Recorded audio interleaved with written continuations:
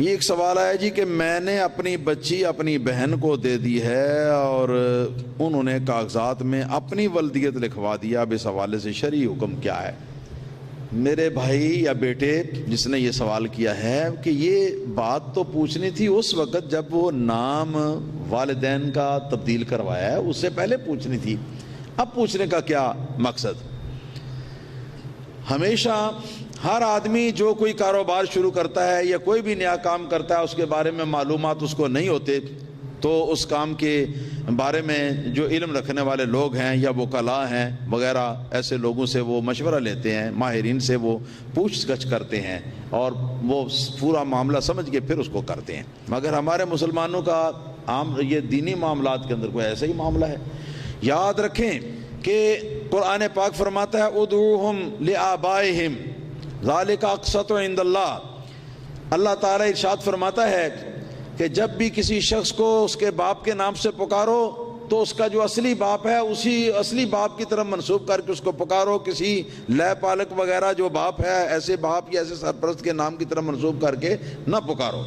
یہ ان لوگوں کو روکنے کے لیے تھا کہ نبی کریم صلی اللہ تعالیٰ علیہ وسلم نے حضرت زید بن حارثہ رضی اللہ تعالیٰ عنہ جو کہ ایک غلام تھے اور ان کو نبی پاک صلی اللہ علیہ وسلم نے آزاد کر دیا ہوا تھا اور انہوں نے اپنا بیٹا بنا لیا ہوا تھا، متبنہ اس کو کہتے ہیں، بیٹا منہ بولا بیٹا آپ نے بنا لیا تھا۔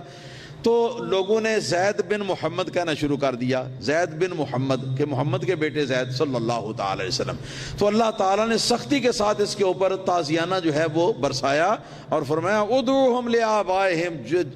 جس کے باپ کا جو اصلی نام ہے تو اس نام کی طرف منسوب کر کے اس کو بلاؤ، کسی لے پالک کے نام کی طرف یا کسی متبنہ بنانے والے کے نام کی طرف منسوب کر کے اس کو نہ بلاؤ۔ اور دوسری طرف حدیث پاک کے اندر ہے کہ جو شخص ایسا کرتا ہے تو وہ شخص اپنا نسب تبدیل کرتا ہے، گویا کہ وہ اپنی ماں کو گالی بھی دیتا ہے۔ نہیں سمجھے آپ؟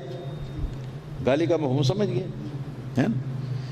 گویا کہ وہ یہ اس کا مفہوم یہ بنتا ہے کہ وہ جو اس کو پالنے والا اس نے اس کے جنم دینے والی ماں کے ساتھ اس نے کیا وہ وظیفہ زوجیت انجام دیا تھا، ہاں جی، اور اس کے نطفے سے یہ پیدا ہوا ہے، اس کا معنی یہ بنتا ہے گالی بھی ہے ماں باپ کے لیے۔ سرکار فرماتے ہیں علیہ الصلوۃ والسلام من انتسب الی غیر ابیہ فلیتبوأ مقعدہ من النار، کہ جو شخص اپنے باپ اصلی کو چھوڑ کر اس کے علاوہ کسی دوسرے باپ کی طرف اپنی نسبت ظاہر کرے تو وہ شخص جہنم میں اپنا ٹھکانہ تلاش کر لے۔ اور یہاں ایک بڑی خطرے کی پرخطر ایک بات جو ہے وہ یہ بھی ہے کہ جو آج کل یہاں پر رواج بن گیا ہمارے ملک کے اندر، جتنے موچی ہیں نا جوتے کا کام کرنے والے، یا مگر یاد رکھنا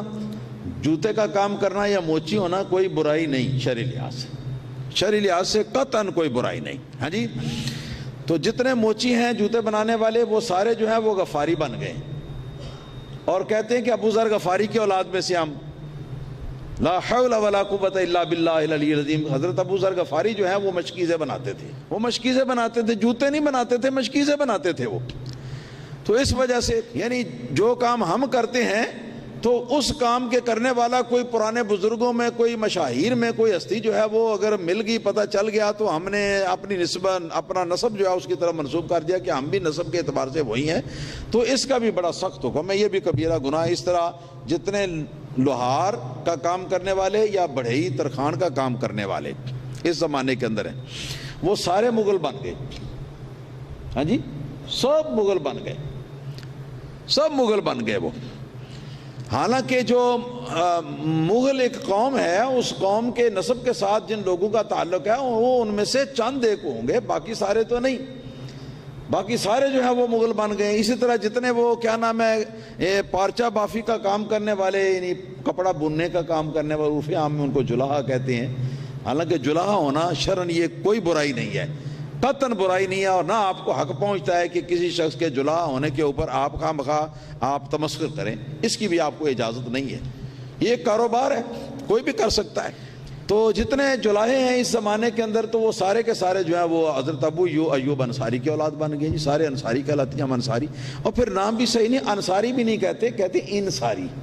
انصاری، حالانکہ لفظ انصاری نہیں ہوتا، انصاری ہوتا ہے۔ تو یہ اس طرح کا ایک سلسلہ جو ہے یہ چل نکلا ہوا ہے۔ تو یہ سارا جو ایک ڈگر چل رہا ہے نا، اس کے آگے بھی بند باندھنے کی ضرورت ہے۔ کاش کہ اللہ پاک کسی صاحب توفیق کو کھڑا کرے کہ جو ان لوگوں کی اصلاح کرے۔